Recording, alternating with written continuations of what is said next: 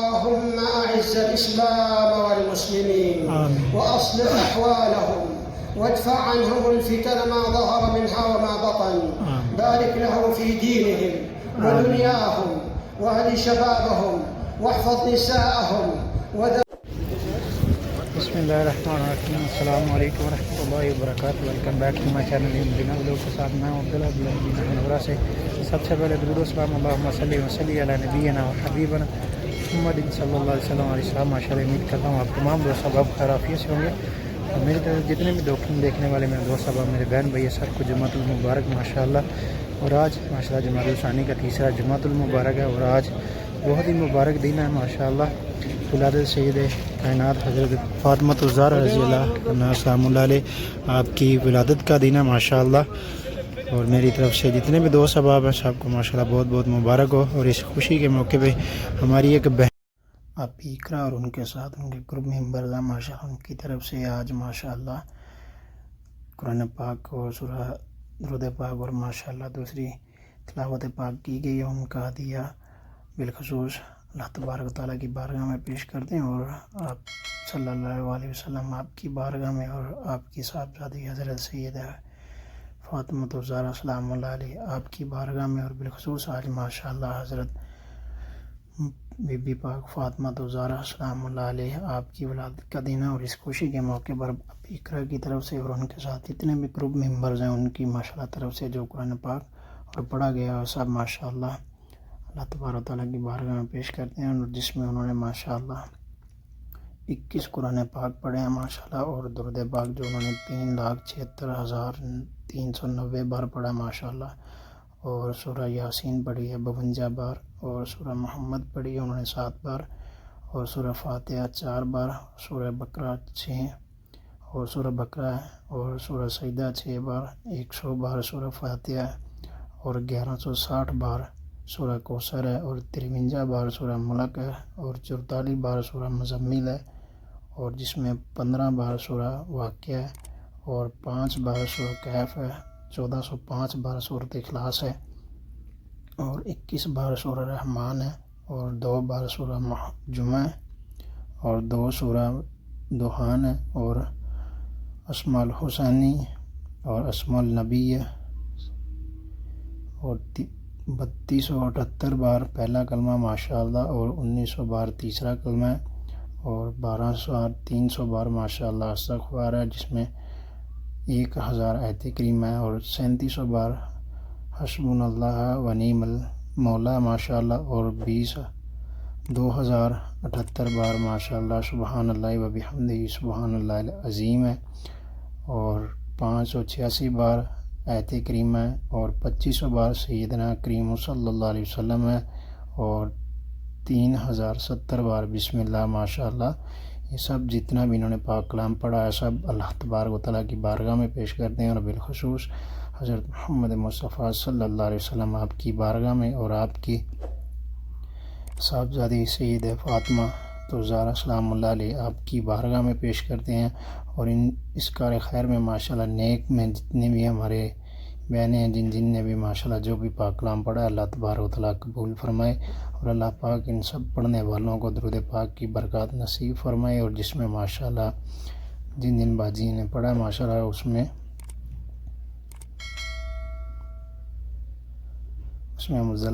مزدلفہ پی ہیں باجی مسرت ہیں باجی شاہد ہیں اور حنا ناز ہیں کنیز فاطمہ ہیں نور ہیں روشما فاطمہ ہیں بنو بی بی ہیں اور شازیہ ماہ ہے پنکی باجی ہیں نادیہ ہیں روبی آپی ہیں اور مدیحہ خالد ہیں اور ان کی امی اور اقرا آپی ہیں اور ان کی ماں جی اور آسمہ بی بی ہیں روبی آپی ہیں حنا فاطمہ اور عفیفہ نالین فاطمہ سدرہ سلیمان ہیں اور فاطمہ اور آسیہ وقار ہیں. اور اللہ تبارک و تعالیٰ ہم سب کے والدین پہ اپنا خاص رحم و کرم اور فضل فرمائے. اور جن کے والدین سے دنیا فانی سے جا چکے ہیں ان کی بھی بارگاہ میں پیش کرتے ہیں اللہ تعالیٰ ان کی مغفرت فرمائے آمین یا رب العالمین. اور یہ خوبصورت منظر دیکھتے ہوئے کمنٹ سیکشن میں 2 ریڈ ہارٹ ضرور سینڈ کرتے ہیں. اور آج ماشاءاللہ جمعۃ المبارک کا دن ہے اور ابھی انشاءاللہ آپ کے ساتھ شیئر کریں گے مسجد نبوی سے جمعہ کا خطبہ اور خود بھی سنات فرمائے اپنے ساتھ دوسرے فیملی ممبر دوست اب آپ کے ساتھ بھی شیئر کریں. اور اگر آپ ہمارے چینل پہ نہیں ہیں تو چینل کو ضرور سبسکرائب کر لیں اور بھائی کو زیادہ سے زیادہ سپورٹ کریں. اور ماشاءاللہ دیکھیں آپ روزہ رسول پہ اسلام کے لیے بھی ماشاءاللہ لوگ جا رہے ہیں بہت ہی کثیر تعداد میں. اور ماشاءاللہ رش دیکھیں آپ کتنا رش ماشاءاللہ. آج جمعہ کا دن ہے اور جمعہ کے دن ماشاءاللہ جمعہ اور جمعرات 2 دن میں ماشاءاللہ بہت رش ہوتا ہے. اور ابھی یہ دیکھ سکتے ہیں آپ اس طرح بھی ماشاءاللہ کتنی لمبی لائن لگی ہوئی ہیں.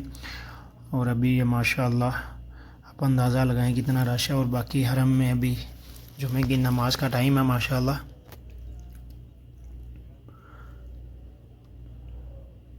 اور ابھی موسم بھی ماشاءاللہ مدینہ شریف کا بہت اچھا ہو چکا ہے جی ماشاءاللہ. اگر آپ لوگ ان دنوں میں عمرہ پہ آ رہے ہیں تو اپنے ساتھ گرم کپڑے ضرور لے کے آئیں تاکہ آپ کو یہاں آ کے کسی بھی. اور ابھی ماشاءاللہ چلتے ہیں آگے انشاءاللہ اور آپ کے ساتھ بھی شیئر کرتے ہیں انشاءاللہ آج کا جمعہ کا خطبہ. تو سب دوست احباب خود بھی سنیں اور اپنے ساتھ جتنے بھی آپ کے فیملی ممبرز ہیں دوست احباب ہیں ان کے ساتھ بھی ضرور شیئر کیجئے گا. اور ماشاءاللہ کمنٹ سیکشن میں ضرور اپنی رائے کا اظہار بھی دیں. اور اگر آپ ہمارے چینل پہ نہیں ہیں تو چینل کو ضرور سبسکرائب کرتے جائیں اور بیل آئیکن کو ساتھ پریس کر لیں تاکہ آنے والی ہر ویڈیوز آپ کو بر وقت ملتی رہے انشاءاللہ. اور ماشاءاللہ یہ دیکھیں موسم دیکھیں آپ کتنا پیارا ماشاءاللہ. اور لوگوں کا ہجوم دیکھیں ماشاءاللہ لوگ تصویریں بنا رہے ہیں روزہ رسول کے سامنے. اور سب سے زیادہ رش اس ٹائم میں ماشاءاللہ جو کہ روزہ رسول پہ سب سے زیادہ یہ اس جگہ پر ہوتا ہے ماشاءاللہ. یہ دیکھ سکتے ہیں آپ ہر طرف یہاں پر سب سے زیادہ رش ہوتا ہے ماشاءاللہ روزہ رسول کے بالکل سامنے سبز گنبد کے ماشاءاللہ. تو ابھی چلتے ہیں جی انشاءاللہ چھت پہ اور آپ کے ساتھ شیئر کرتے ہیں نماز جمعہ کا خطبہ.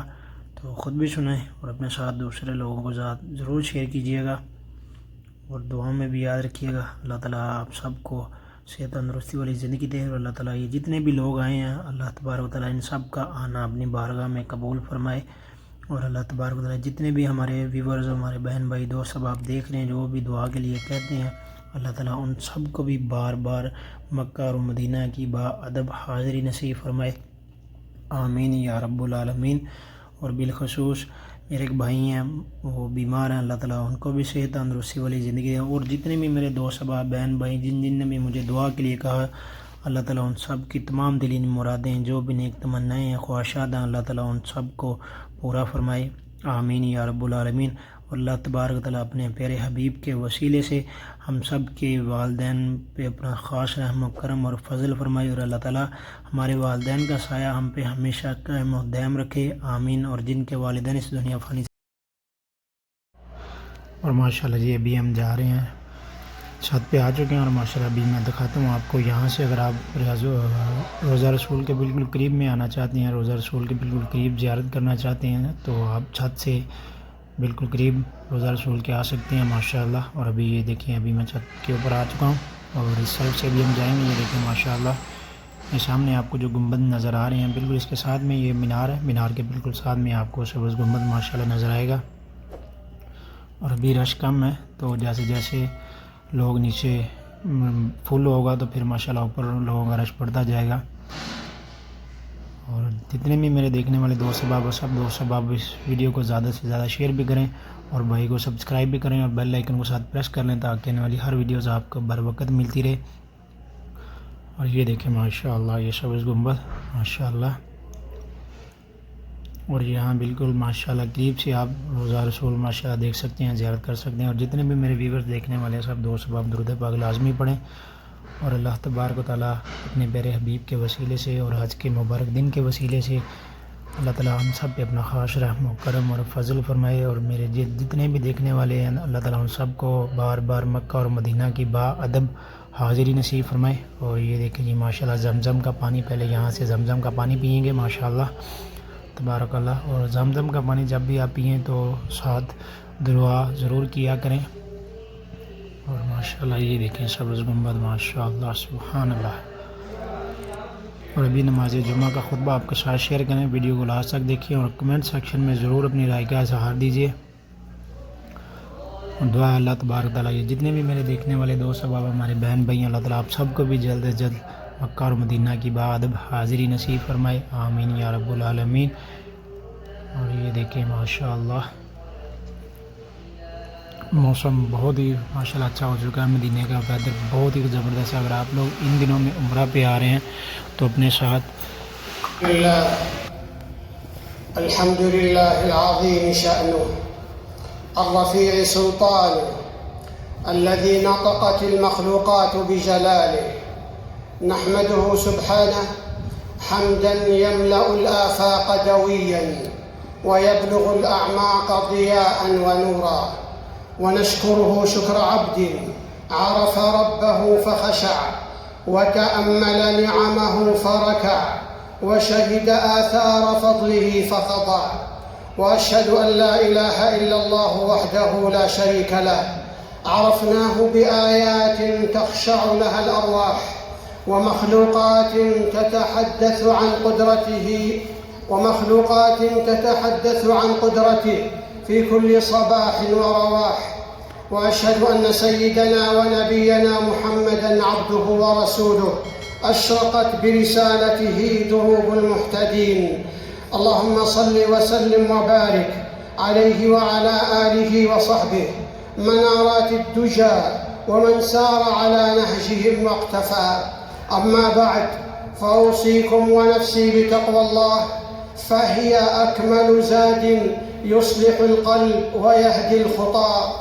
في كل قلب شوق لا يهدأ وسؤال خافت يعود كلما خلا الإنسان بنفسه: هل عرفت الله؟ هل عرفته حقا؟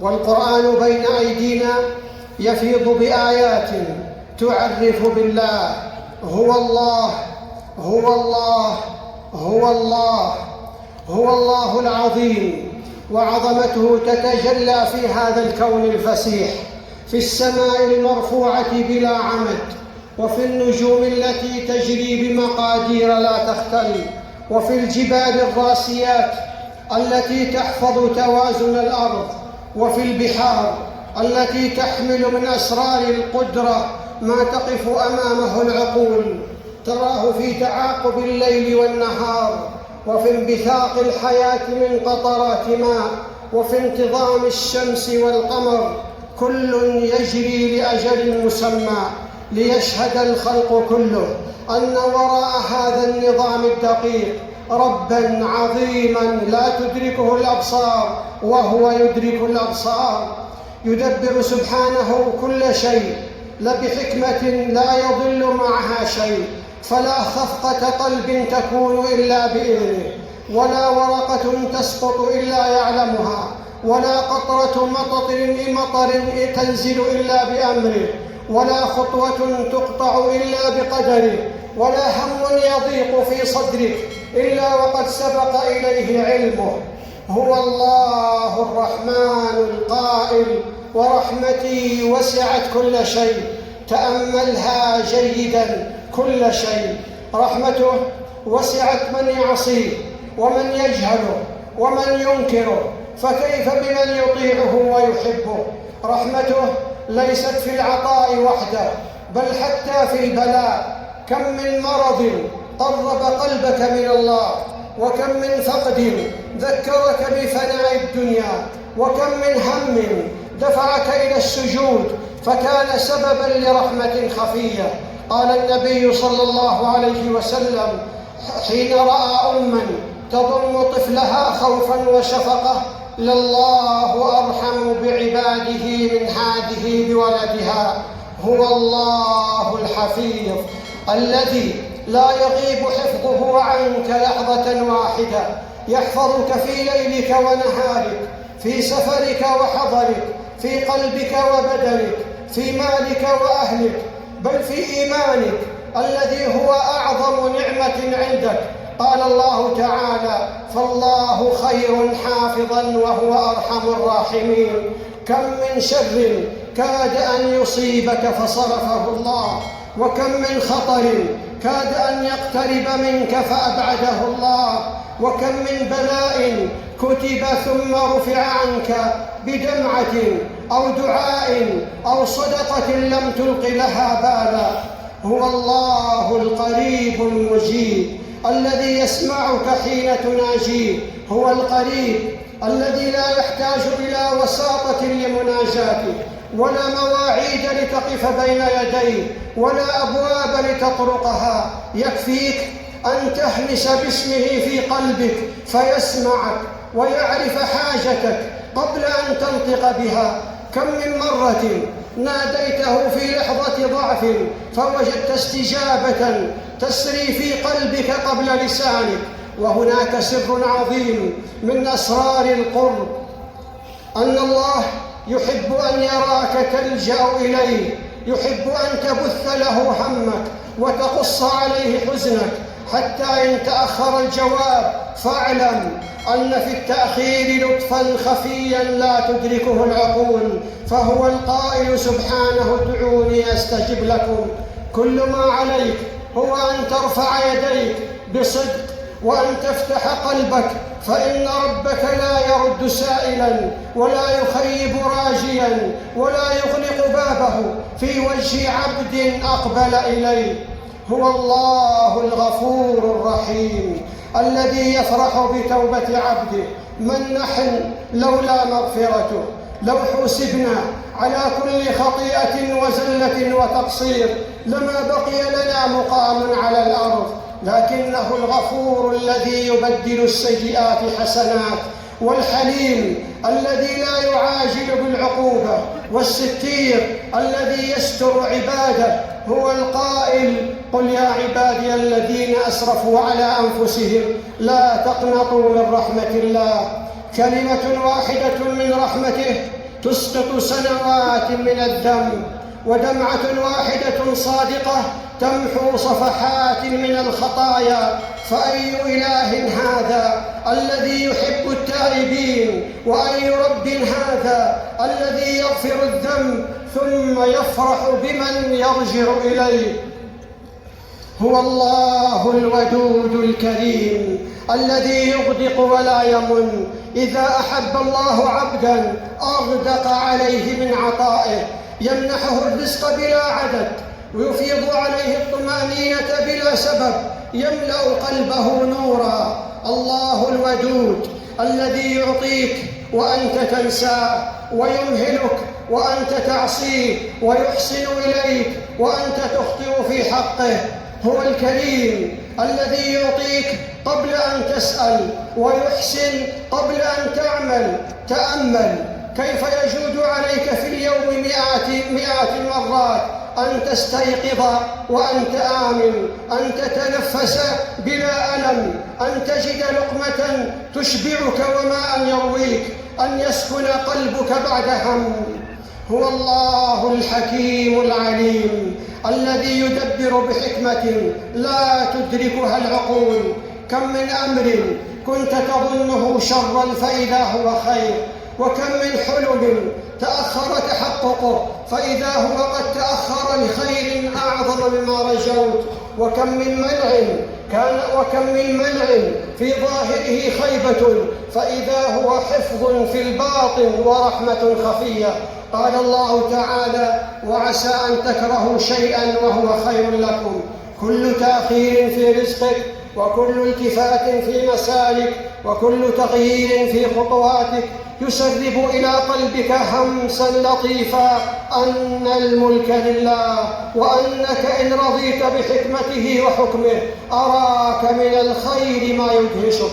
الله هو الغني، وحين تدرك أن الله هو الغني تزول حاجتك من الخلق، فلا تتعلق إلا به، ولا تنتظر من أحد عطاء أو جزاء. هو المغني الذي يغنيك بالرضا وبالقناعة وبالقرب منه.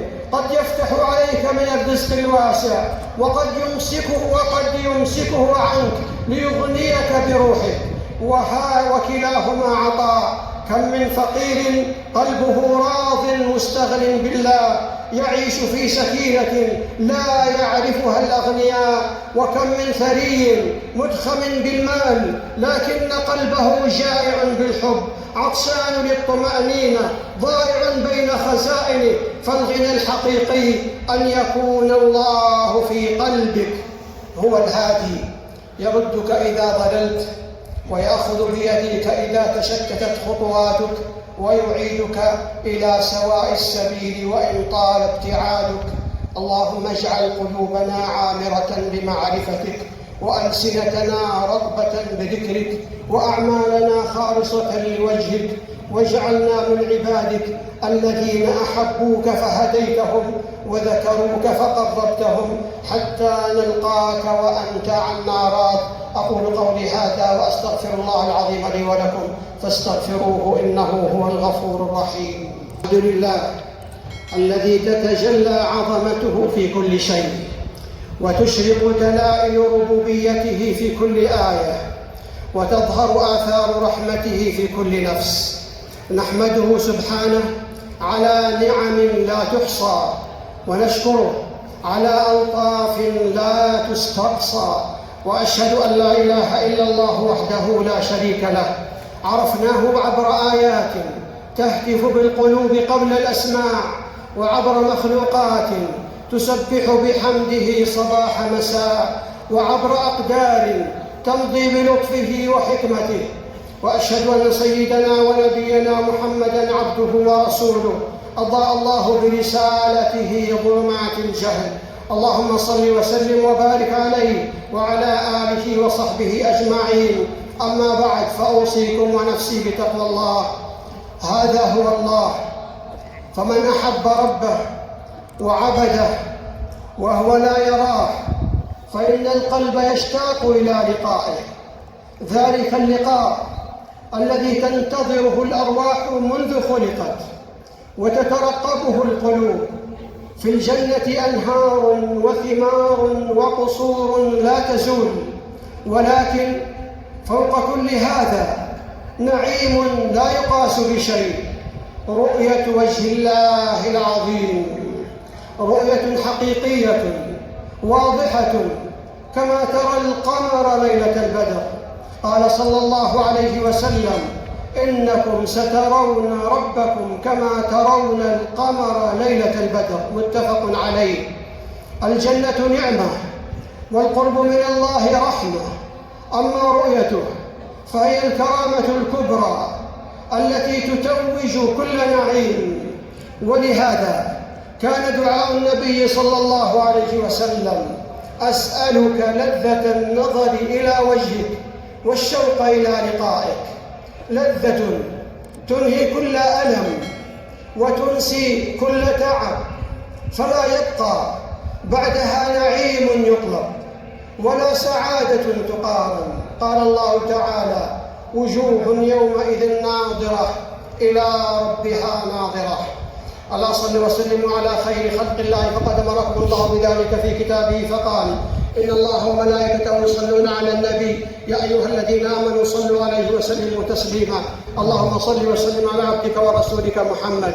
وارض اللهم عن الخلفاء الأربعة الراشدين أبي بكر وعمر وعثمان وعلي وعن الآل والصحب الكرام، وعنا معهم بعفوك وكرمك وإحسانك يا أرحم الراحمين. اللهم أعز الإسلام والمسلمين، وأصلح أحوالهم، وادفع عنهم الفتن ما ظهر منها وما بطن. بارك لهم في دينهم ودنياهم، واهد شبابهم، واحفظ نساءهم وذراريهم، واشف مرضاهم، وارحم موتاهم، وتول أمرهم، واغفر زلاتهم، ويسر أمورهم، واملأ قلوبهم نورا وطمأنينة وثباتا. اللهم انشر الأمن والإيمان في ديار المسلمين، وأدم عليهم نعمك، وادفع عنهم نقمك، واكتب لهم الفرج العاجل واليسر بعد العسر، والبشارة بعد الخوف، والبركة في الأعمار والأرزاق والأعمال.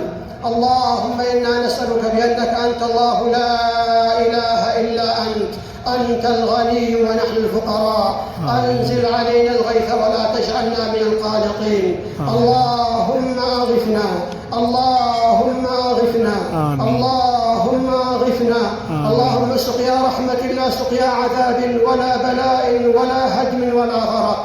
اللهم تحيي به البلاد وتغيث به العباد وتجعله بلاغا للحاضر والباد برحمتك يا أرحم الراحمين.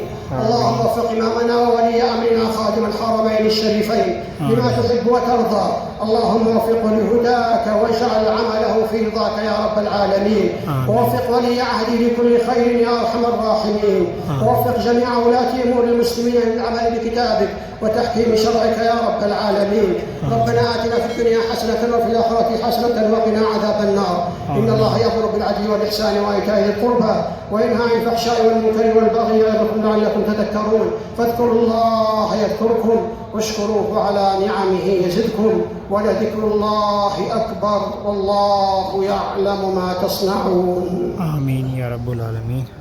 گائز یہ تھا ہمارا آج کا ولاگ. امید ہے آپ کو ضرور پسند آئے گا. دعا ہے اللہ تبارک و تعالیٰ ہم سب کا یہاں آنا جانا بیٹھنا ذکر و اذکار کرنا اور نماز جمعہ کی نماز با جماعت ادا کرنا اپنی بارگاہ میں قبول فرمائے. اور بالخصوص جتنے بھی دوست صحابین جنہوں نے بھی ہمیں دعا کے لیے کہا اللہ تعالیٰ تمام کی دلی نے ہر جائز ضروریات کو پورا فرمائے. آمین یا رب العالمین. بنا ولاگ کے ساتھ اپنے بھائی کو دیں اجازت. تب تک کے لیے اتنے انشاءاللہ ملتے ہیں آپ کو دوبارہ نیکسٹ ولاگ میں. تب تک کے لیے اللہ حافظ. دعا میں یاد رکھیے گا. اللہ حافظ. خدا حافظ.